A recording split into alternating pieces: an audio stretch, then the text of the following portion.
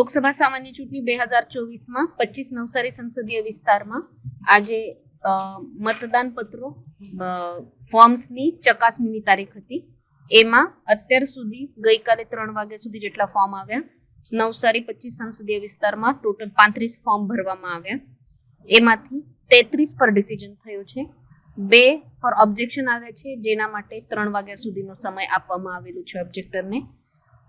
35 માંથી 7 અમાન્ય, 26 માન્ય, 2 પેન્ડિંગ છે. આ 26 માન્ય ફોર્મમાંથી 18 વ્યક્તિઓના ફોર્મ થાય છે.